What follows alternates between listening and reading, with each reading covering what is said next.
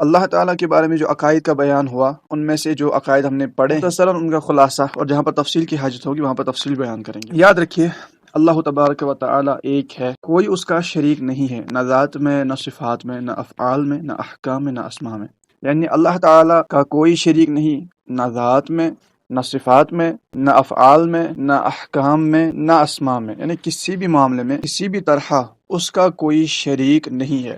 اب اس کی مثالیں بھی فقہاء کرام نے بیان کی ہیں، لیکن اب جو کہ آج مختصراً ہے، تھوڑا تھوڑا عرض کر دوں گا جہاں پہ مناسب ہوا۔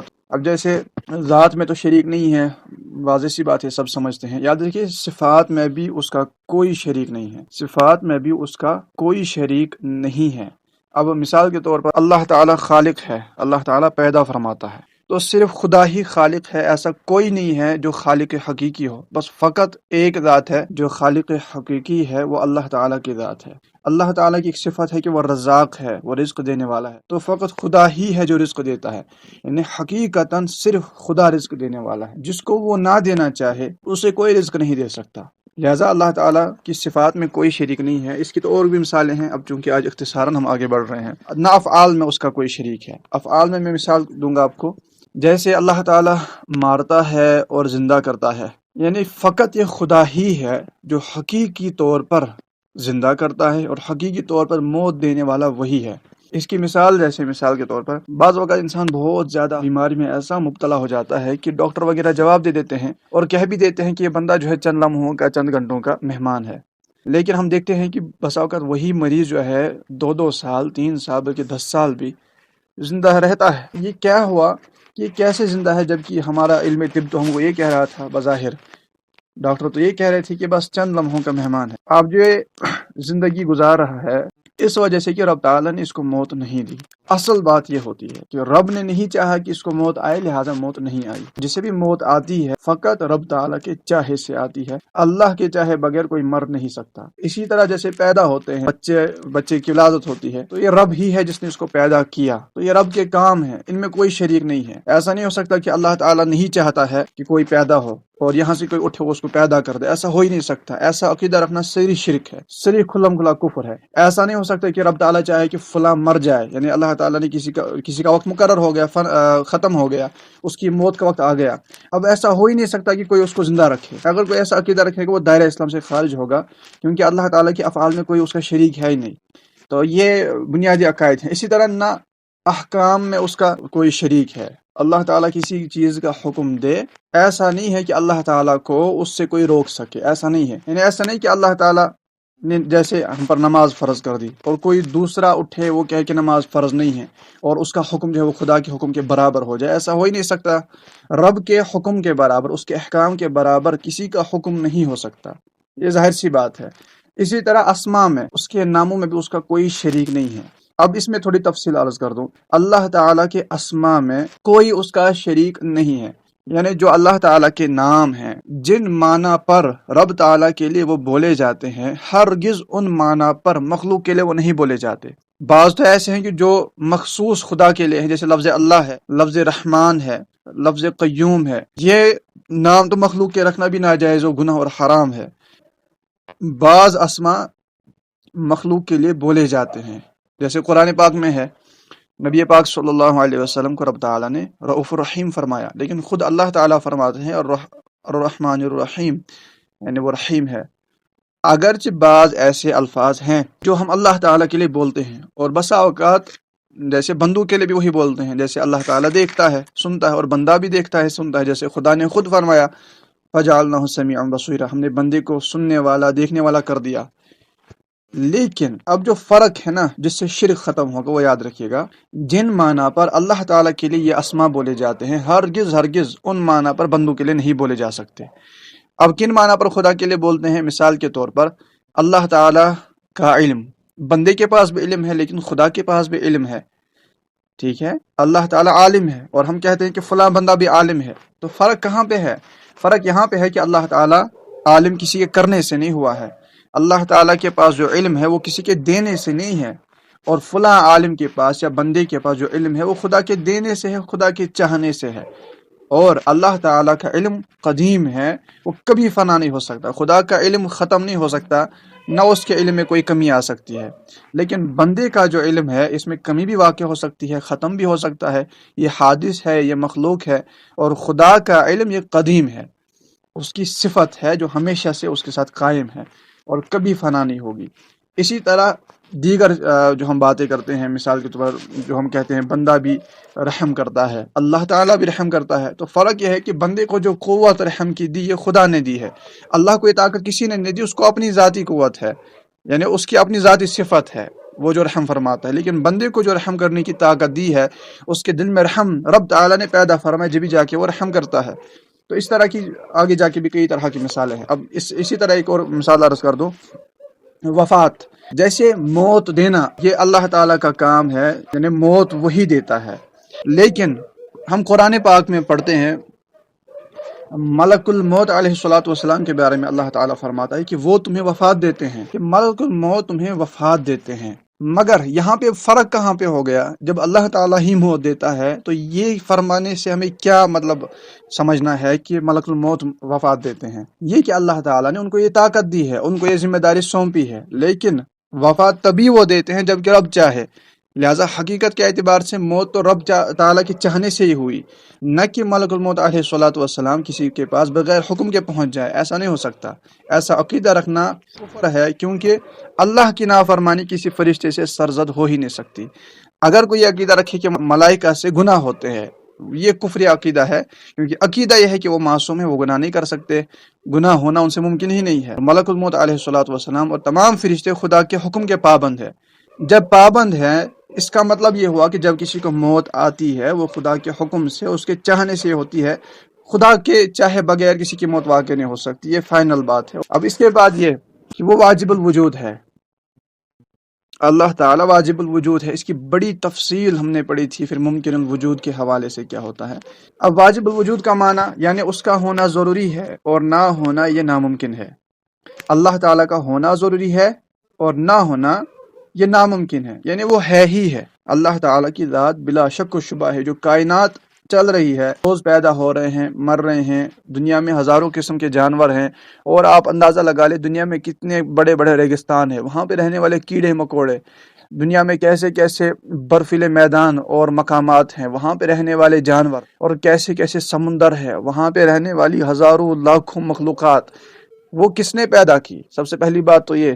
پھر تمام مخلوقات کو وہ رزق ملنا جس رزق کا وہ محتاج ہے، وہ رزق ان کو کون دیتا ہے؟ نہ آپ دیتے ہیں نہ میں دیتا ہوں، جس طرح ہم نہیں دیتے اسی طرح نہ ہمارا پڑوسی دیتا ہے، نہ کوئی دوسرا بندہ دیتا ہے۔ جب بندہ نہیں دے رہا ہے تو وہ کون سی ذات ہے؟ آپ دیکھ رہے ہیں تمام بندے دنیا کے اپنے اپنے کاموں میں مشغول ہیں، تمام روزگار کے پیچھے پڑے ہوئے ہیں کہ اپنا پیٹ پالتے، اپنے گھر والوں کا پیٹ پالتے۔ اس کا مطلب مخلوقات میں ایسا کوئی نہیں ہے کہ جو ان مخلوقات کو پال رہا ہے۔ سیدھی سی بات ہے، پھر جو ان مخلوقات کو پال رہا ہے وہ مخلوق نہیں ہے، بلکہ وہ مخلوقات سے وراء الورا ہے، اسی کو خالق کہا جاتا ہے اور اسی کو ہم اللہ کہتے ہیں۔ جو ان مخلوقات کو پال رہی ہے وہ ذات پاک، اسی کو واجب الوجود کہتے ہیں کہ اس کا ہونا ضروری ہے، ورنہ کائنات کا نظام رہ ہی نہیں سکتا، اور کائنات تو پیدا بھی نہیں ہوتی۔ وہ ہے ہی ہے واجب الوجود، جس کا ہونا ضروری ہے، نہ ہونا ناممکن، یعنی فنا ہونا اللہ تعالیٰ کے لیے یہ ناممکن ہے۔ ایسا نہیں ہو سکتا کہ رب کی ذات ختم ہو جائے۔ اس کی بہت الگ تفصیل پڑی تھی، وہ ابھی اگر میں نے چھیڑ دی تو ہو سکتا ہے بہت ساروں کو غلط فہمی ہو۔ اس کی جب باری دوبارہ آئے گی تو وہاں پر عرض کریں گے، ابھی وہ موضوع میں نہیں اٹھانا چاہتا۔ لہٰذا عقیدہ یہ ہے کہ اللہ تعالیٰ ہے، اس کا ہونا ضروری ہے، نہ ہونا یعنی ایسا کہ اللہ تعالیٰ نہ ہو یہ ناممکن بات ہے، ایسا ہو ہی نہیں سکتا کہ رب نہ ہو، پھر کائنات کیسے چل رہی ہے، پھر چلا کون رہا ہے؟ لہٰذا اللہ تعالیٰ کا ہونا یہ ضروری ہے، نہ ہونا یہ ناممکن ہے۔ وہ قدیم ہے، ہمیشہ ہمیشہ سے ہے اور ہمیشہ ہمیشہ رہے گا، اور جس طرح وہ قدیم ہے اسی طرح اس کی صفات بھی قدیم ہے۔ یہ بھی بنیادی عقیدہ ہے۔ یہ کیوں پڑھایا جاتا ہے؟ اس کی میں نے آپ کو پرسوں وجہ بیان کر دی تھی۔ اللہ تعالیٰ قدیم ہے اور اس کی صفات بھی قدیم ہے، اور قدیم وہ ہوتا ہے جو مخلوق نہ ہو، قدیم وہ جس کو پیدا نہیں کیا جاتا، اور قدیم کے مقابلے میں اس کی ضد آتی ہے حادث، حادث وہ جس کو پیدا کیا گیا۔ اللہ تعالیٰ کی صفات حادث اور مخلوق نہیں ہے، بلکہ اس کی صفات قدیم ہے، ہمیشہ سے ہے، ہمیشہ رہیں گی۔ اب جو حادث اور مخلوق کی بات ہوتی ہے، مخلوق میں یہ جو حادث ہوتا ہے نا، اس میں فنا ممکن ہوتی ہے، لیکن ہمارا تو عقیدہ ہے نا کہ اللہ تعالیٰ کی صفات ہمیشہ سے ہیں، قدیم ہیں، جب قدیم ہے اس کا مطلب ہے کہ وہ مخلوق نہیں ہے، جب مخلوق نہیں ہے اس کا مطلب یہ ہوا کہ رب تعالیٰ کی کوئی صفت فنا نہیں ہو سکتی، اور اس کے ہم نے بڑی گہرائی میں جا کے معنی سمجھے تھے، جو سیدی اعلیٰ حضرت رحمۃ اللہ علیہ نے فتاوی رضویہ میں بھی اس کی تفصیل بیان کی، اور کیا ہی خوب تفصیل بیان کی ہے، اس میں کئی منکرین کا رد کی، شدید ترین وسوسے جو بعض اوقات شیطان بندے کے دل میں خدا کے حوالے سے ڈالتا ہے تو ان کا بھی رد کر دیا۔ لہٰذا اللہ تعالیٰ کی صفات یہ قدیم ہے، ہمیشہ ہمیشہ سے ہے، رب تعالیٰ کی ذات و صفات ہمیشہ رہیں گی، اور چونکہ اس کی ذات قدیم ہے، اس کی صفات قدیم ہے، اور جو قدیم ہو اس میں فنا ممکن نہیں ہوتی، وہ فنا نہیں ہو سکتا، ممکن ہی نہیں ہے کہ وہ ختم ہو جائے، اس کی کوئی صفت ختم ہو جائے، ایسا نہیں ہو سکتا کہ اللہ تعالیٰ اپنا علم ختم کر دے۔ اللہ تعالیٰ کا علم قدیم ہے، قدیم ہونے کا مطلب ہی یاد رکھیے گا وہ ہمیشہ سے ہے جس میں فنا ممکن نہیں ہے، لہٰذا جب اللہ تعالیٰ کا علم بھی قدیم ہے تو وہ فنا نہیں ہو سکتا، اس کا علم ختم نہیں ہو سکتا۔ ایسا نہیں ہو سکتا کہ خدا اپنے آپ کو جاہل کر دے، جاہل کر دینے کا مطلب ہے کہ اس نے اپنی صفت علم کو ختم کر دیا، اور علم کے بلکہ اس کی تمام صفات کے بارے میں تو عقیدہ یہ ہے کہ وہ ہمیشہ سے ہے، قدیم ہے اور ہمیشہ رہیں گی۔ لہٰذا اس میں یاد رکھیے گا اللہ تعالیٰ ایسا نہیں ہو سکتا کہ رب تعالیٰ کی صفات ختم ہوں، تحت قدرت ہی نہیں ہے صفات باری تعالیٰ کہ ان کو ختم کر دیا جائے۔ اور طرح مثال کے طور ہم نے پڑھا تھا اللہ تعالیٰ کی ایک صفت ہے کہ وہ الہ ہے، معبود ہے، ایسا نہیں ہو سکتا کہ وہ اپنا معبود ہونا ختم کر دے، وہ ہمیشہ سے معبود ہے، ہمیشہ رہے گا، اس کے سوا کوئی معبود نہیں ہو سکتا۔ یہ قطعی عقیدہ ہے، بنیادی عقیدہ ہے، اس کا انکار کرنا، اس میں شک کرنے والا بھی کافر ہوگا۔ اگر کوئی یہ سمجھے کہ کوئی اور الہ ہو سکتا ہے، کوئی اور معبود ہو سکتا ہے، اگر یہ ہو سکتا ہے کہے گا تو یہ دائرہ اسلام سے باہر نکلے گا، کیونکہ قطعی عقیدہ ہے کہ کوئی اور معبود ہو ہی نہیں سکتا۔ کیوں نہیں ہو سکتا؟ تحت قدرت ہی نہیں ہے، اور ایسا نہیں ہو سکتا کہ خدا اپنا معبود ہونا ختم کر دے۔ تو اس میں تفصیل تھی، وہ کافی لمبی تفصیل ہے، اس کو آگے جب ہم لیں گے تو دوبارہ اس کو پڑھیں گے۔ اسی طرح اللہ تعالیٰ بے پرواہ ہے، یعنی بے نیاز ہے، کسی کا محتاج نہیں ہے، تمام جہان اس کا محتاج۔ اس کی تھوڑی آج تفصیل مزید عرض کر دوں۔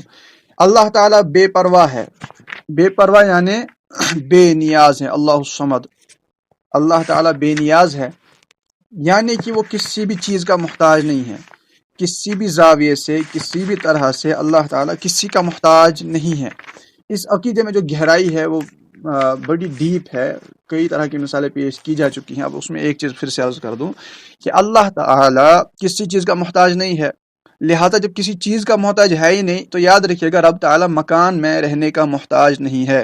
یہ باطل عقائد فلموں کے ذریعے، پتہ نہیں ڈراموں کے ذریعے ہمارے بیچ میں، لوگوں کے بیچ میں آئے ہیں، یا وہ لوگ جو قرآن و حدیث کو نہیں سمجھ پائے اور اپنی عقل کو ہی امام بنا بیٹھے، انہوں نے ایسے عقائد گھڑ لیے، حالانکہ قطعی عقیدہ تھا اور قطعی عقیدہ ہے کہ اللہ تعالیٰ کسی بھی شے کا محتاج نہیں ہے، نہ جگہ کا، نہ مکان میں رہنے کا، نہ جہات یعنی ڈائریکشنز کا، کسی بھی زاویے سے کسی کا محتاج ہے ہی نہیں۔ اللہ تعالیٰ جہت و مکان، شکل، صورت، جسمانیت، ان تمام چیزوں سے پاک ہے۔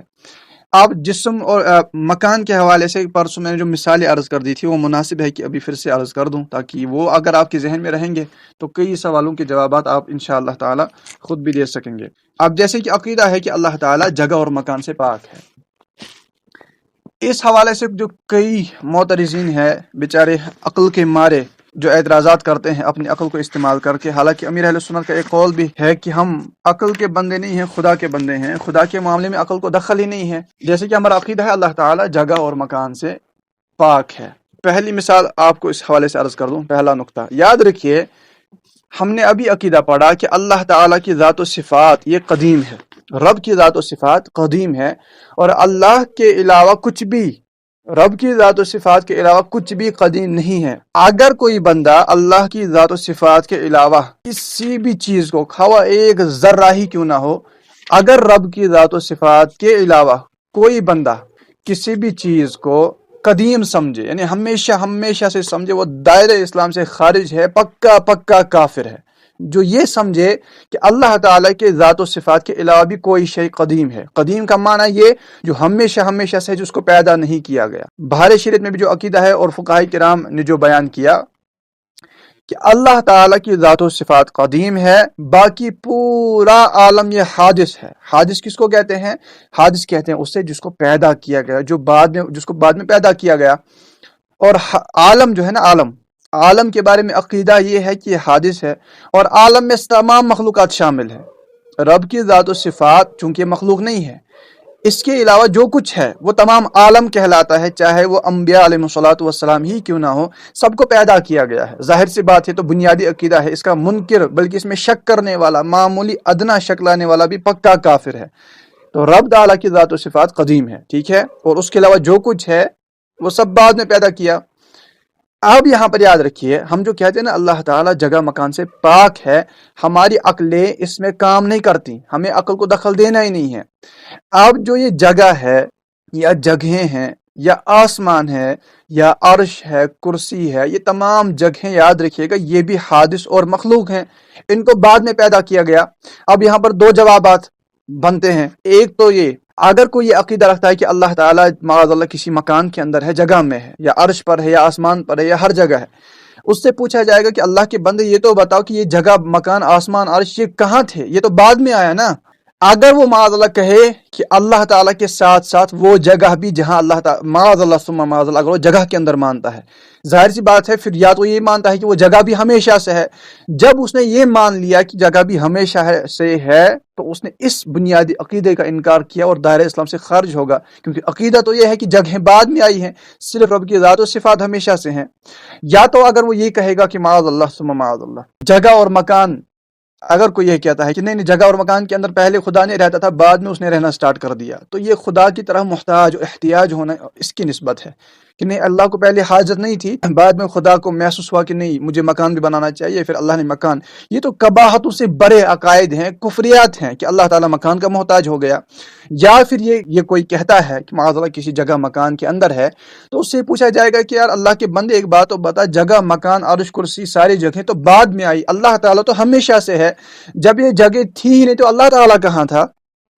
تو وہیں پر ہماری عقل رک جاتی ہے اور ہم کہتے ہیں کہ اللہ جگہ مکان سے پاک ہے، اور شیطان کے وسوسوں میں نہیں آتے، ہم اپنی عقل کو دخل نہیں دیتے، اپنی عقل کے گھوڑے نہیں دوڑاتے، ورنہ یاد رکھیے اس کے آگے سوچیں گے تو پھر کل کی وہ حدیث پاک یاد کیجیے گا جس میں نبی پاک صلی اللہ علیہ وسلم نے واضح منع کیا کہ مت سوچو، تمہاری عقل طاقت ہی نہیں رکھتی خدا کے بارے میں سوچنے کی، لہٰذا ہماری عقل طاقت نہیں رکھتی، یہ ہمارے آقا علیہ الصلوۃ والسلام نے فرما دیا، ہم نے مان لیا، ہم عقل کو دخل نہیں دیتے، بلکہ ہم چپ چاپ یہ عقیدہ رکھیں گے اللہ تعالیٰ جگہ اور مکان سے پاک ہے، اور یہ عقیدہ حق ہے، یہ رکھنا ضروری ہے۔ ایسا نہیں کہ دل کے کہیں کونے کھانچے میں یہ بٹھا کے نہیں اللہ تعالیٰ تو جگہ مکان میں ہے لیکن مجھے یہ عقیدہ رکھنا ہے کہ جگہ مکان سے پاک، یہ کفر ہے، ایسا نہیں، بلکہ عقیدہ ہی یہ رکھنا ہے کہ اللہ تعالیٰ جگہ مکان سے پاک ہے۔ اب اس پر دوسری بات، جیسے کہ قرآن پاک کی آیتوں کی مثالیں ہم نے پچھلی بار پڑھی کہ اللہ تبارک و تعالی نے قرآن پاک کی آیتوں کی دو قسمیں بیان فرمائی تھے۔ اللہ تعالیٰ ارشاد فرماتا ہے هو الذی انزل علیک الکتاب منہ آیات محکمات ہن ام الکتاب، یہاں پہ آیت محکمات پہلی قسم، اور انہیں اللہ تعالیٰ فرماتا ہے ہن ام الکتاب، یعنی یہ جو آیت محکمات ہیں یہ ام الکتاب ہیں۔ اور دوسری آیت کیا فرمایا وَأُخَرَ مُتَشَابِهَاتٍ، اور دوسری قسم جو ہے وہ متشابہات ہیں، یعنی دو قسمیں ہوئی، ایک تو محکمات اور دوسری متشابہات۔ اس کے بعد اللہ تعالیٰ ارشاد فرماتا ہے فَأَمَّا الَّذِينَ فِي قُلُوبِهِمْ زَيْغٌ، پھر وہ لوگ جن کے دلوں میں ٹیڑھ ہوتی ہے، فَيَتَّبِعُونَ مَا تَشَابَهَ مِنْهُ ابْتِغَاءَ الْفِتْنَةِ وَابْتِغَاءَ تَأْوِيلِهِ، وہ ان آیتوں کے یعنی متشابہات کے معنی کے پیچھے پڑتے ہیں، کیوں؟ وہ فتنہ برپا کرنے کی خاطر، ما تشابہ منہ ابتغاء الفتنہ وابتغاء تأویلہ، ان کی تعویلوں کے پیچھے پڑتے ہیں تاکہ فتنہ برپا کریں، مگر اللہ فرماتا ہے وما یعلم تأویلہ الا اللہ، ان کی تعویل جو ہے نا فقط حقیقت میں اللہ تعالیٰ جانتا ہے، اس کا حقیقی علم یہ رب کے پاس ہے۔ پھر فرماتا ہے والراسخون فی العلم، یہاں پہ دو قسمیں بیان ہو رہی ہیں، وہ بیان کرتا ہوں، لیکن وہ جو علم میں راسخ ہیں، پختہ علم والے، وہ کیا کہتے ہیں؟ یقولون، کہتے ہیں آمنا بھی کل من عند ربنا، ہمارا اس پر ایمان ہے، سب ہمارے رب کی طرف سے ہے۔ اللہ پھر فرماتا ہے وما یذکر الا اولو الالباب، اور نصیحت نہیں مانتے مگر وہ جو عقل والے ہیں۔ یہ بڑی آیت ماشاءاللہ، اس میں کتنے معنی ہیں۔ اب دو قسمیں تو پہلی آیتوں کی بیان فرمائی، یہ توجہ سے سنیے گا، میں دہرا رہا ہوں کچھ اسلام بھائیوں کے لیے۔ ایک تو قسم ہے محکمات اور دوسری قسم ہے متشابہات۔ اللہ تعالی خود آیات محکمات کے بارے میں فرماتا ہے کہ ہن ام الکتاب، وہ ام الکتاب ہیں، ٹھیک ہے. اور دوسری قسم وہ فرماتا ہے کہ متشابہات ہیں، اور متشابہات کے بارے میں فرمایا کہ ان کی تعویل حقیقی معنی یہ رب جانتا ہے. وما یعلم تعویلہ الا اللہ، ان کی تعویل فقط یعنی حقیقت میں صرف اللہ جانتا ہے، اور یہ پھر اللہ تعالیٰ نے اپنے محبوب صلی اللہ علیہ وسلم کو علم عطا فرمایا. اور متشابہات کے بارے میں فرمایا کہ فَأَمَّا الَّذِينَ فِي قُلُوبِهِمْ زَيْغٌ، جن کے دلوں میں ٹیڑھ ہوتی ہے نا، وہ کیا کرتے ہیں فَيَتَّبِعُونَ مَا تَشَابَهَ مِنْهُ ابْتِغَاءَ الْفِتْنَةِ، وہ انہی متشابہات کے پیچھے پڑتے ہیں، ان کی تعویلوں کے پیچھے، تاکہ فتنہ قائم کریں.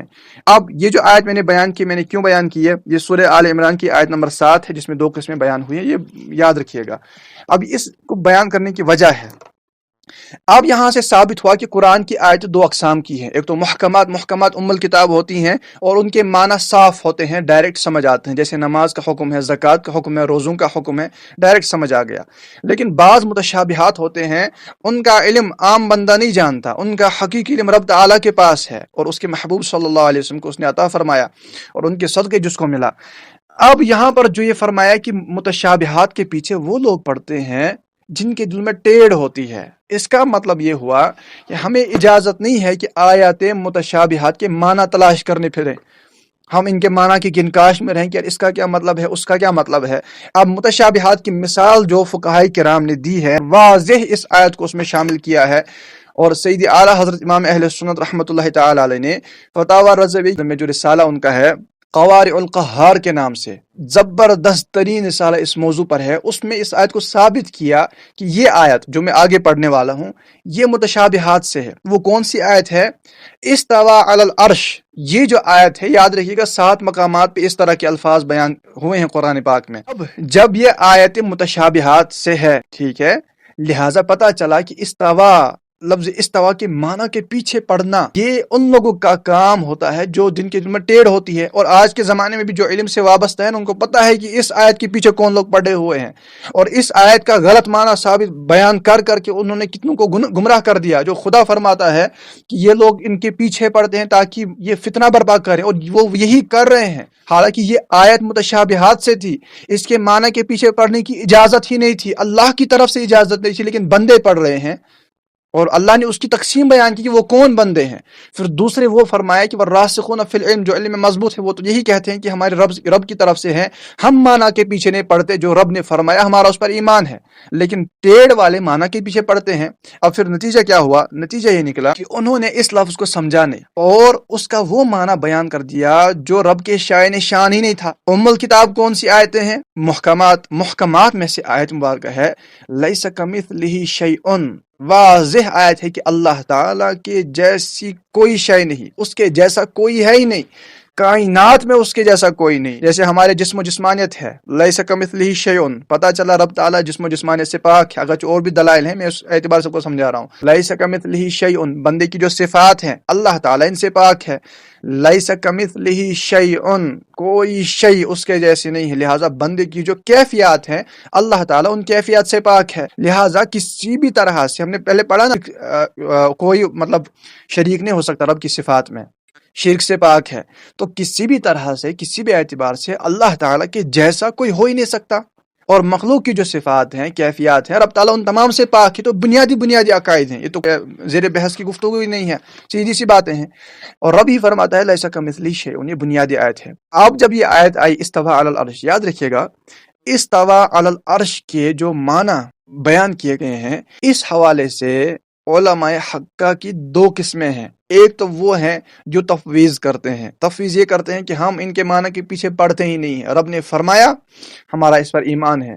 لیکن ہاں جو اس کے ظاہری مطلب نکل رہے ہیں، ظاہری مطلب مثال کے طور پر استوا کا مطلب یہ نکلتا ہے کہ بیٹھنا، انہوں نے یہ کہ اللہ تعالیٰ بیٹھنے سے پاک ہے، ہم یہ ظاہری معنی تو خدا کے لیے نہیں کہہ سکتے، کیونکہ خدا کے لیے یہ کہنا کہ بیٹھا، کھڑا ہوا، آیا گیا، چلا پھرا، یہ حادثات پہ دلیل کرتے ہیں، کیونکہ بندے کی صفات ہے، رب کے لیے ایسے الفاظ بولنے کی اجازت ہی نہیں ہے. تو انہوں نے کہا کہ ہم یہ معنی تو نہیں کہیں گے، لیکن چونکہ حقیقی معنی خدا جانتا ہے، لہٰذا ہمارا اس پر ایمان ہے کہ یہ حق ہے، ہمارا اس پر ایمان ہے. لیکن پھر دوسری قسم ان علماء کرام کی ہوئی جن نے یعنی مسلک تعویل، جن نے تعویل نکالی اور اس وجہ سے تعویل بیان کی کہ وہ لوگ جو یہ ٹیڑھ کرتے ہیں، یا وہ لوگ جن کے دل بے چین رہتے ہیں کہ نہیں ہمیں پتہ چل جائے، ان کے لیے ان علماء نے تعویل بیان کی، لیکن کون سی تعویل بیان کی؟ یہ بھی بڑی بات ہے۔ تعویل وہ بیان کی جو اس لفظ کے قریب قریب ہو، استوا، لفظ استوا کے قریب قریب اس کے معنی کے اندر داخل ہو، ٹھیک ہے، اس کے معنی کے اندر داخل ہو، اور جو ام الکتاب سے نہ ٹکراتے ہو، یعنی ام الکتاب کے مطابق ہو، یعنی لیس کمثلہ شیء، اس آیت مبارکہ کے مطابق جو معنی بنتے ہیں نا استوا کے، وہ معنی بیان کیے۔ وہ جو فسادی گروہ ہوتا ہے نا، وہ لیس کمثلہ شیء ان کے خلاف معنی بیان کرتا ہے، تبھی تو ان کی بات رد کر دی جاتی ہے۔ لیکن جو یہ مسئلہ کہ تعویل والا گروہ فقہاء کرام کا ہے، علماء کا ہے، انہوں نے وہ معنی بیان کیے جو لیس کمثلہ شیء ان سے نہیں ٹکراتا، بلکہ استوا کے وہ معنی بیان کیے جو استوا کے معنی بنتے ہیں۔ اصل میں دو چیزیں ہیں، یاد رکھیے گا، اس کے حقیقی معنی اللہ تعالیٰ جانتا ہے، لیکن استوا کے اور معنی بھی بنتے ہیں جو اللہ تعالیٰ کے لیے ہم کہہ سکتے ہیں، لیکن کچھ معنی ایسے بنتے ہیں جو نہیں کہہ سکتے۔ ہم نے کل بھی اس کی تفصیل پڑھی تھی کہ کون سا لفظ کہہ سکتے ہیں خدا کے لیے، کون سا نہیں کہہ سکتے۔ اب استوا کے بعض معنی وہ بنتے ہیں جو خدا کے لیے کہہ سکتے ہیں، اور کچھ ایسے ہیں جو خدا کے لیے نہیں کہہ سکتے، لیکن گمراہوں نے وہ معنی لیے جو نہیں کہہ سکتے تھے، وہی معنی بیان کرنا سٹارٹ کر دے کہ استوا علی العرش کا معنی ہے کہ معاذ اللہ خدا عرش پر بالکل بیٹھا ہوا ہے۔ بالکل کفری عقیدہ ہے یہ معنی نہیں ہے، بلکہ استوا کے تو اور بھی معنی بنتے تھے نا جو شان الہی کے لیے آپ کہہ سکتے تھے، وہ بیان کیوں نہیں کیے؟ عوام کو دھوکہ کیوں دیا؟ عوام کو گمراہی میں کیوں پھینکا؟ بعض کو کفریات میں کیوں پھینکا؟ معنی لیس کمثلہ شیء ان کے مطابق کیوں نہیں کیے؟ جو ام الکتاب رب نے فرمایا کہ لیس کمثلہ شیء، یہ چونکہ ام الکتاب میں سے ہے، محکمات میں سے، وہ معنی بیان کیوں نہیں کیے؟ وہی کیوں کیے جن سے فتنے پڑتے ہیں؟ یہ جو قرآن کی آیت رب تعالیٰ نے بیان فرمائی۔ لیکن یاد رکھیے گا جو معنی ہم بیان کریں گے، جو تعویلیں فقہاء کرام نے بیان کی ہیں، وہ اس لیے تاکہ عوام کفریات میں نہ جا پڑے ان لوگوں کی وجہ سے جنہوں نے اس کے کفریہ معنی بیان کیے۔ کفریہ معنی تو رد ہی رد ہے، یعنی یہ معنی لینا کہ اللہ تعالیٰ بیٹھا ہوا ہے عرش پر، یہ تو کفریہ معنی ہے، یہ تو کفر، یہ تو رد ہی رد ہے نا، کیونکہ لیسا کمثلہ شیء ان کے خلاف ہے، کفریہ معنی ہے، یہ تو بالکل قابل قبول نہیں ہے۔ لیکن جو معنی پھر مسئلہ کے تعویل والوں نے بیان کیا، لیکن معنی اس حوالے سے بیان کیے تاکہ عوام سمجھے کہ اس کے اور معنی بھی بنتے ہیں، اللہ کے بندوں کفر میں نہ جا پڑنا، کیونکہ اور معنی بھی تو ہیں، اور خود تو فرماتا ہے وما یعلم تاویلہ الا اللہ، حقیقی معنی اللہ جانتا ہے۔ لہٰذا اب جو وہ معنی تھے وہ کیا ہیں، وہ توجہ سے سنیے گا۔ چند ان میں سے عرض کرتا ہوں، اور دعوت پہلے دوں گا کہ اعلیٰ حضرت کا رسالہ قوارع القہار جو ہے وہ رسالہ ضرور پڑھیے، اس کے بغیر زندگی میں زندہ مت رہیے گا، بلکہ مرنے سے پہلے ضرور اس کا مطالعہ کیجیے۔ قوارع القہار انہی جسم و جسمانیت ماننے والوں پر جو دلائل سے اعلیٰ حضرت نے جو ان کا رد کیا ہے وہ بھی قابل دید ہے۔ آپ جو استوا کے معنی بیان کیے ہیں، ایک معنی یاد رکھیے گا، استوا کا ایک مطلب جو علماء کرام نے بیان کیا وہ ہے قہر و غلبہ، ٹھیک ہے۔ استوا علی العرش یعنی رب تعالیٰ کا قہر و غلبہ عرش پر ہے۔ اب عرش پر یہاں پہ تذکرہ کیوں فرمایا گیا؟ اس وجہ سے کہ گویا یہ فرمایا گیا چونکہ عرش یہ ہے نا، یہ تمام مخلوقات میں سے، یاد رکھیے گا، سائز کے اعتبار سے سب سے بڑی مخلوق ہے، اس کے برابر کوئی مخلوق نہیں ہے، حتیٰ کہ تمام کائنات جو ہے دنیا وہ عرش کے دائرے کے اندر ہے۔ اب آپ اندازہ لگائیں کہ عرش کیا ہوگا۔ تو یہ جو عرش ہے، اللہ تعالیٰ نے یہ فرما دیا کہ میں عرش پر قاہر و غالب ہوں، اور جب سب سے بڑی مخلوق کا ذکر کر دیا، اس کے معنی یہ ہوئے کہ اللہ تعالیٰ ہر مخلوق پر قاہر و غالب ہے، کوئی ہی اس کی قدرت سے باہر نہیں ہے، ہر مخلوق پر وہ قاہر و غالب ہے، کوئی اس سے بھاگ نہیں سکتا، کوئی اس سے چھپ نہیں سکتا، ہر مخلوق پر غالب ہے۔ استوا علی العرش، رحمان عرش پر اس نے استوا فرمایا جیسا کہ اس کی شان کے لائق ہے۔ اب جیسا کہ اس کی شان کے لائق ہے، اس کے ایک معنی بیان فرمایا کہ استوا علی العرش یعنی جیسا کہ اس کی شان کے لائق ہے، وہ استوا کا یہ معنی ہے کہ اللہ تعالیٰ عرش پر قاہر و غالب ہے، یعنی تمام مخلوقات پر قاہر و غالب ہے۔ دوسرا معنی جو بیان کیا وہ بیان کیا قصد و ارادہ کا، اور یاد رکھیے جو معنی بیان کی ہے نا، یہ معنی استوا کے یہ معنی عرب کی زبان میں مشہور ہیں، یعنی وہ ان کو استعمال کرتے ہیں، اور ان میں بعض معنی وہ ہیں جو قرآن میں خود بیان کیے گئے ہیں۔ جب انشاءاللہ تعالیٰ اس کی باری آئے گی وہ بھی آپ کو تفصیل سے عرض کرتا ہوں کہ قرآن میں مزید استوا کا لفظ دیگر مقامات بھی بیان ہوا، جہاں پہ یہ بیان فرمایا کہ تمام یعنی مکمل کر دینا، پورا ہو جانا۔ وہ عرض کرتا ہوں، وہ ایک معنی بنتا ہے، وہ کیا ہے اس کی تفصیل عرض کر دوں۔ اب ایک معنی ہے قصد و ارادہ، یعنی کہ اللہ تعالیٰ نے یہ ارشاد فرمایا، رب تعالیٰ نے 6 دن میں زمین و آسمان کو پیدا فرمایا، اور اس کے بعد عرش کے پیدا فرمانے کا قصد و ارادہ فرمایا۔ ایک معنی تو یہ بیان کیا، اور دوسرا معنی یہ بیان کیا استوا کا تمام یہ کار یعنی مکمل ہو جانا، یعنی اللہ تعالیٰ یعنی قرآن کی یاد رکھیے گا 7 مقامات پہ یہ قرآن کی آیت ہے عرش پر استوا فرمانے کی، جیسا کہ اس کے شان کے لائق ہے، لیکن 7 مقامات پہ یاد رکھیے گا زمین کی پیدائش کا یا آسمان کی پیدائش کا تذکرہ یہ ساتھ ساتھ ہے۔ تو اس کا ایک نقطہ جو اشارتاً فقہا نے بیان کیا کہ گویا ہمیں یہ اشارہ دیا جا رہا ہے کہ رب تعالیٰ نے، وہ رب تعالیٰ جس نے آسمانوں اور زمین کو اور ان دونوں کے درمیان جو کچھ ہے وہ ان دونوں کے درمیان کو 6 دنوں میں پیدا کیا، پھر عرش پر استوا فرمایا جیسا کہ اس کی شان کے لائق ہے۔ یعنی پہلے یہ بیان کیا کہ رب تعالیٰ نے زمین کو پیدا کیا، آسمان کو پیدا کیا 6 دن میں، اور ان میں جو کچھ ہے وہ 6 دن میں پیدا فرمایا، پھر عرش پر استوا۔ استوا کا کیا ایک معنی ہے؟ تمام یہ کار مکمل کر دینا، یعنی آسمان و زمین کو 6 دن میں پیدا فرمایا، پھر اس تخلیق کو عرش پر تمام فرمایا، مکمل فرمایا۔ یعنی عرش پر تمام فرمانے کا مطلب یہ کہ عرش کے دائرے پر اس تمام کو مکمل فرما دیا، کچھ بھی عرش کے باہر نہیں رکھا۔ جو کچھ پیدا فرمایا، کائنات، زمینیں ہیں، آسمانیں ہیں، جو کچھ سورج ہے، چاند ہے، کچھ بھی ہو، جو بھی زمین و آسمان پیدا کیا یہ عرش کے دائرے کے اندر۔ ثم استوى علی العرش، یعنی زمین و آسمان کو 6 دن میں پیدا فرمایا اور اس سے عرش پر تمام فرمایا، اس سے عرش کے دائرے کے اندر اندر اس کو مکمل فرما دیا۔ ایک معنی تو یہ بیان کیا۔ اس کے علاوہ بھی کچھ معنی ہیں جو قرآن کی آیت، اب اس حوالے سے مزید آیتیں مجھے بیان کرنی پڑیں گی، لیکن مجھے اس حوالے سے جو چند مثالیں وہ بھی عرض کر دوں تاکہ یہ مکمل تھوڑا ہو جائے۔ اسی طرح سے یاد رکھیے گا قرآن پاک کی ایک آیت ہے، اب دیکھیں اب جو نقطہ عرض کر رہا ہوں وہ توجہ سے سنیے گا۔ اب اس کے اور بھی معنی ہیں اور بھی مطالب ہیں، لیکن اب جو میں عرض کر رہا ہوں اس سے آپ کو یہ معاملہ بالکل ہی انشاءاللہ تعالی اچھے سے سمجھ آئے گا۔ اب قرآن پاک کی یہ ایک آیت ہے، نحن اقرب الیہ من حبل الورید، ہم اس کی یعنی ہم بندوں کی شہرگ سے زیادہ قریب ہیں، یہ رب تعالیٰ فرماتا ہے۔ اب مجھے آپ یہ بتائیے، اللہ تعالیٰ اب یہ جو اس طرح بندے کہتے ہیں، اب ان سے سوال ہے کہ کیا خدا عرش پر ہے کہ بندے کی شہرگ کے قریب ہے؟ آپ کیا معنی بیان کرو گے؟ اللہ کے بندو، دونوں قرآن کی آیتیں ہیں، دونوں پر ایمان رکھنا فرض ہے۔ یہاں تک کہ اللہ تعالیٰ ارشاد فرماتا ہے وَهُوَ مَعَكُمْ أَيْنَمَا كُنْتُمْ، تم جہاں بھی ہو تمہارے ساتھ ہے۔ اب ہمیں اس کا ہمیں سمجھا تو دو کہ اللہ تعالیٰ شہرگ سے زیادہ قریب ہے، یا وہ عرش پر ہے، یا وہ ہمارے ساتھ ساتھ ہے، وہ ہے کہاں؟ ان تمام آیاتوں سے یاد رکھیے گا یہی ثابت ہوتا ہے کہ وہ جگہ مکان سے پاک ہے، اور ان آیات کے معنی اور مطالب دوسرے ہیں۔ ظاہری الفاظ سے جو سمجھ آتے ہیں وہ ہے ہی نہیں، وہ ہو ہی نہیں سکتے۔ پھر آپ خدا کو کہاں مانیں گے؟ کیا عرش پر مانیں گے؟ کیا ہر جگہ مانیں گے؟ اور یہ پھر ایک خدا کو مانا کہ پتہ نہیں کتنے خداؤں کو مانا، یا پھر ہر انسان کی شہرگ میں مانیں گے یہاں پر خدا ہے کیونکہ قرآن کی آیت ہے۔ ہر جگہ ظاہری مطلب نہیں لیے جاتے، ہر جگہ پر ظاہری معنی لینا بعض اوقات بندے کو کفر میں ڈال دیتا ہے۔ ان کے معنی تو بیان کیے جائیں گے نا، معنی کیا ہے؟ تو معنی یاد رکھیے، جو فقہا نے معنی بیان کی، پہلے یاد رکھیے گا کہ عقیدہ کہ اللہ جگہ مکان سے پاک ہے، یہ عقیدہ ٹل نہیں سکتا، لیس کمثلہ شیء۔ اس کے وجوہات ہم نے پہلے بیان کی ہیں، اس کی چند مثالیں کہ آسمان، کرسی وغیرہ یہ سارے بعد میں پیدا کیے، وہ اور اللہ ہمیشہ بیان کر دیے۔ اب یہ جو ہے نحن اقرب الیہ من حبل الورید، کہ وہ شہرگ سے بھی زیادہ قریب ہے، معنی یہ ہوا علم کے اعتبار سے، یعنی اللہ تعالیٰ ہماری شہرگ سے بھی زیادہ قریب ہے علم کے اعتبار سے، قدرت کے اعتبار سے۔ ہمارے اعضاء ایک دوسرے سے چھپے ہوئے ہیں، لیکن رب تعالیٰ سے ہمارے اعضاء نہیں چھپے ہوئے۔ دوسرا معنی کہ وہ معکم اینما کنتم، تو یہاں پہ یہ جسمانیت کا بیان نہیں ہے، مکان کا بیان نہیں ہے کہ تم جہاں پہ جاتے ہو تمہارے پیچھے پیچھے خدا چلتا ہے، یہ تو کفریہ معنی ہے۔ تو لا محالہ ان کے ایسے معنی مطالب بیان کیے جائیں گے جو رب کی شان کے لیے ہم بول سکتے ہیں، جیسے ان اللہ مع الصابرین، وہ رب تعالیٰ صابروں کے ساتھ ہے۔ صابروں کے ساتھ ہونے کا مطلب یہ نہیں کہ جسمانیت کے ساتھ ساتھ ہے، یا مکان کے اعتبار ساتھ ہے کہ یہ صابر یہاں بیٹھا ہے اور خدا یہاں بیٹھا ہے، معاذ اللہ ایسا نہیں، یہ ساتھ ہونے کا مطلب نہیں ہے، بلکہ ساتھ ہونے کا مطلب کہ رب تعالیٰ کی مدد صابروں کے ساتھ ہے۔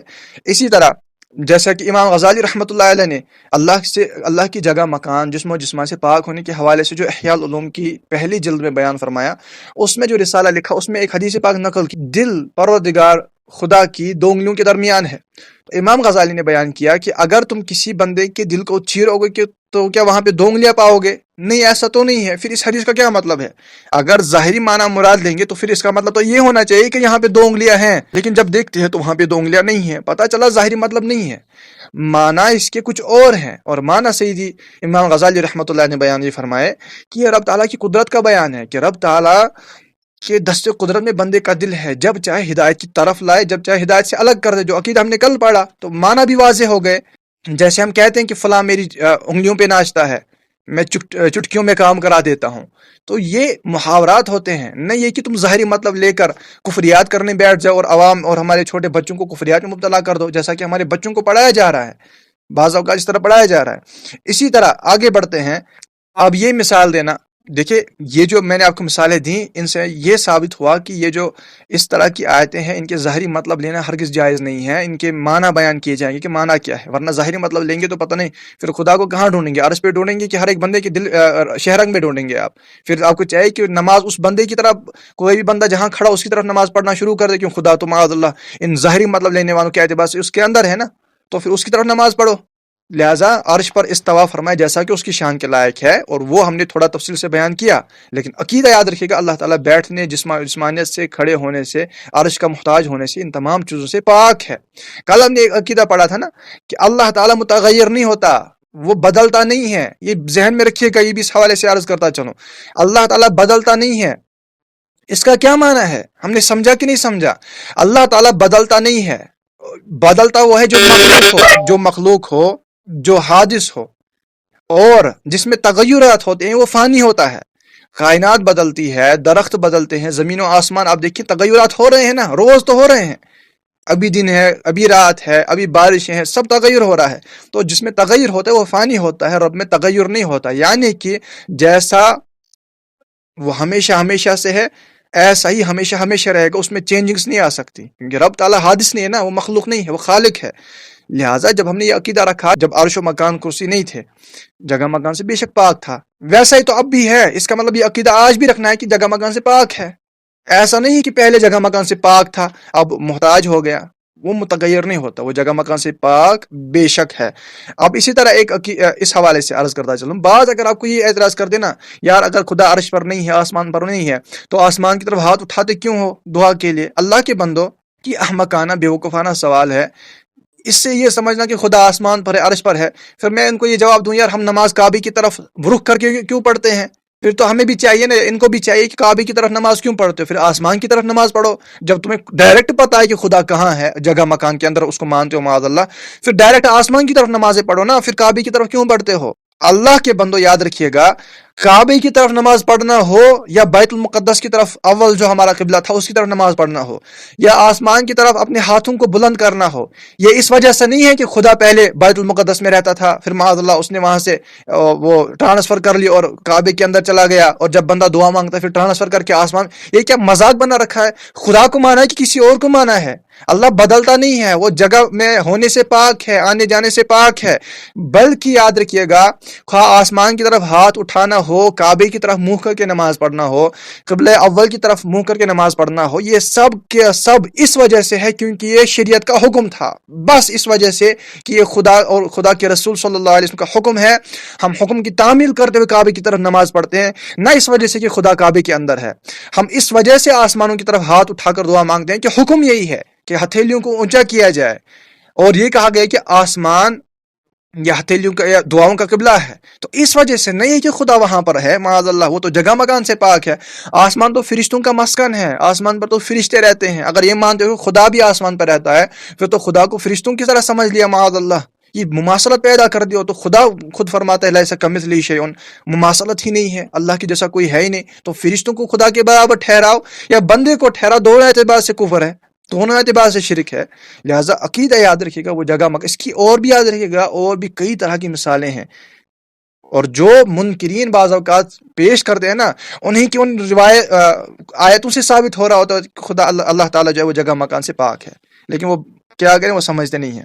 اسی طرح آپ یہ عقیدہ یاد رکھیے گا، ہرگز نہیں ٹل سکتا. یہ میں آخر میں عرض کر دوں کہ یاد رکھیے گا، جو بنیادی عقائد ہیں، بنیادی عقیدہ، حتمی قطعی عقیدہ کسی بھی وجہ سے نہیں ٹل سکتا. اگر آپ کو کوئی قرآن کی آیت پیش کر دیتا ہے، یاد رکھیے گا، وہاں پر ذہن میں رکھیے گا کہ ظاہری مطلب اگر کفریہ بن رہے ہوں، تو آپ کا یہ ذہن ہونا چاہیے کہ یار بنیادی عقیدہ نہیں ٹل سکتا. ظاہری معنی اگرچہ یہ ہیں، لیکن اس کے معنی کچھ اور ہوں گے، یہاں پر مراد کچھ اور ہوگی. نہیں کہ ہم ظاہری مطلب لینا سٹارٹ کر دیں، کیونکہ رب تعالیٰ کسی کے جیسا نہیں ہے، مثل و مثلیت سے پاک ہے، ہم جگہ مکان سے پاک ہے. بنیادی عقائد ہے. بعد میں جو بھی چیز پیش کی جائے گی اس کے اعتبار سے کلام کیا جائے گا کہ اس کے معنی کیا ہیں، کہیں یہ تو اس کے معنی نہیں ہے، کہیں وہ تو معنی نہیں ہے۔ تو یہ چیزیں یاد رکھیے گا، ذہن میں رکھنے والی باتیں ہیں۔ جس طرح معراج کا واقعہ بیان ہوتا ہے، معراج پر بھی بعض لوگ اعتراض کرتے ہیں، اور یہاں پر تو جہال کی کثرت ہے، واعظین میں بھی پتہ نہیں کیسے معراج کا واقعہ بیان کرتے ہیں، بیچارے لوگوں کو یہی تصور اٹھا کے وہاں سے کھڑا کرتے ہوں کہ خدا جسم و جسمانیت والا ہے، مکان والا ہے، معاذ اللہ، حالانکہ یہ تو کفریات ہے۔ معراج کے حوالے سے یاد رکھیے گا، بے شک سرکار صلی اللہ علیہ وسلم نے معراج کی، انہیں معراج عطا کی گئی اور رب کا دیدار کیا۔ بڑا نقطہ عرض کر رہا ہوں، توجہ سے سنیے گا، اس سے لیفٹ نہ ہو جائے، میں ختم ہی کرنے والا ہوں۔ اللہ تعالی کا دیدار سرکار صلی اللہ علیہ وسلم نے کیا، یہ ہمارا عقیدہ ہے، لیکن یہ یاد رکھیے گا وہ کیسے ہوا، کس طرح ہو، وہ خدا جانے، خدا کے محبوب صلی اللہ علیہ وسلم جانے۔ ہمارا عقیدہ ہے رب تعالیٰ جسم و جسمانیت مکان سے پاک ہے، اور یہ کہنا کہ جب خدا عرش پر نہیں تو عرش پر کیوں گئے؟ اللہ کے بندے، کس نے تمہیں کہا کہ نبی پاک صلی اللہ علیہ وسلم عرش پر خدا کو دیکھنے گئے تھے؟ اللہ عرش پر نہیں ہے، وہ اس سے پاک ہے۔ عرش پر جانا یا وراء العرش جانا اللہ تعالیٰ کی نشانے دیکھنے کے لیے تھا، وہ تو حدیثوں میں مذکور ہے نا، کہ انبیاء علیہ الصلوۃ والسلام نے استقبال کیا، جنت کا نظارہ فرمایا، جنت کے نعمتوں کو دیکھا گیا، وہ تو اس لیے خدا کی نشانیوں کو دیکھا گیا۔ معراج کی رات سرکار صلی اللہ علیہ وسلم آسمانوں پر بے شک تشریف لے گئے، کیوں؟ اللہ تعالیٰ کی نشانیاں دیکھنے کے لیے، جنت کی سیر فرمانے کے لیے، یہ بات ہے، نہ اس وجہ سے کہ اللہ عرش پر ہے۔ دیدار تو ہوا، وہ کیسے ہوا وہ ہم نہیں بتا سکتے، ہماری عقل وہاں پہ کام نہیں کر سکتی، کیونکہ ہمارا عقیدہ ہے کہ عقل اللہ کو کوئی احاطہ نہیں کر سکتا۔ اور یہ وہی بات یہاں پہ عرض کرتا چلوں، جیسا کہ عقیدہ ہے کہ جنتیوں کو جنت میں اللہ کا دیدار ہوگا، وہاں پر بھی تو ہم نے کل یہی فقہاء کرام کے اقوال پڑھی، صدر شریعہ رحمۃ اللہ علیہ کی تفصیلاً اس پر بحث پڑھی، کہ یہی تو کہا جاتا ہے کہ یہاں پر کیوں کر اور کیسے کو دخل نہیں ہے، کہ خدا کا دیدار کیسے ہوگا، جب ہوگا تب بتا دیں گے، مت پڑھو ابھی اس معاملے میں۔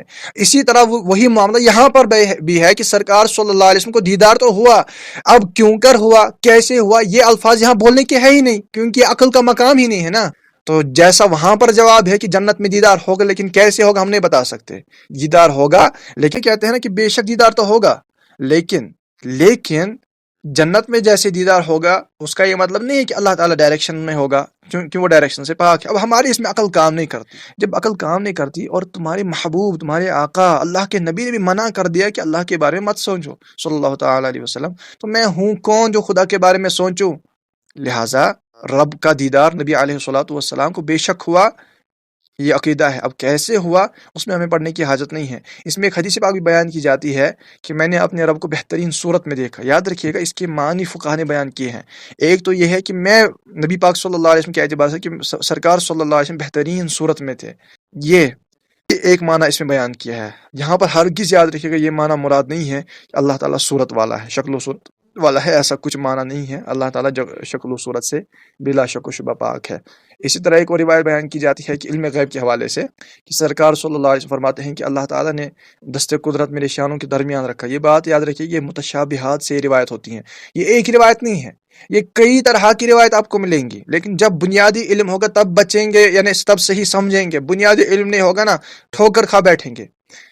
وہ جو روایت ہے کہ دست مبارک جو ہے شانوں پر رکھا گیا اور اس کی ٹھنڈک، یہ متشابہات ہیں۔ سرکار صلی اللہ علیہ وسلم نے فرمایا یہ حق ہے، اب یہ کیا ہے ہمیں نہیں پتا۔ جیسے معراج کا واقعہ کیا ہے، سیدنا صدیق اکبر رضی اللہ عنہ کا فرمان اس حوالے سے ہماری بڑی رہنمائی کرتا ہے۔ جب ان کے پاس کفار پہنچے اور کہا کہ تمہارے آقا صلی اللہ علیہ وسلم فرما رہے ہیں کہ میں اتنے وقت کے اندر کائنات کی سیر کر کے آیا، تو صدیق اکبر رضی اللہ عنہ فرماتے ہیں کہ اگر میرے آقا علیہ الصلوۃ والسلام نے کہا تو سچ ہے، مسئلہ ہی ختم کر دیا نا، یعنی میں اس میں سوچتا نہیں ہوں۔ اگرچہ معراج کا واقعہ یاد رکھیے گا، یہ عقلوں کے اندر نہیں آتا۔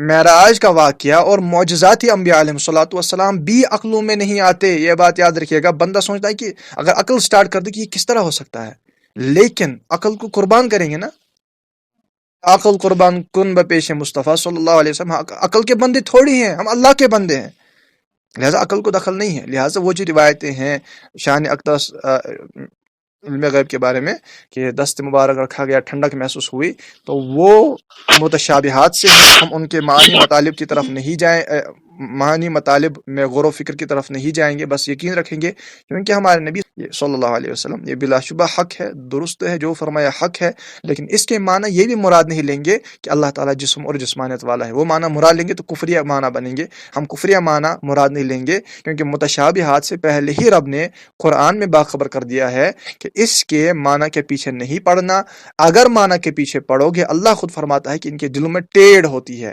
لہٰذا ہمیں اجازت نہیں ہے کہ ہم ان کے معنی اور مفاہیم کی طرف جائیں، بلکہ ہم ام الکتاب کی طرف نظر رکھیں گے کہ لیس کمثلہ شیء، اللہ کے جیسا کوئی نہیں ہے۔ اللہ تعالیٰ سب کو سلامت رکھے۔ جزاک اللہ خیرہ، کل دوبارہ شرکت کیجیے گا۔ السلام علیکم ورحمۃ اللہ تعالی وبرکاتہ۔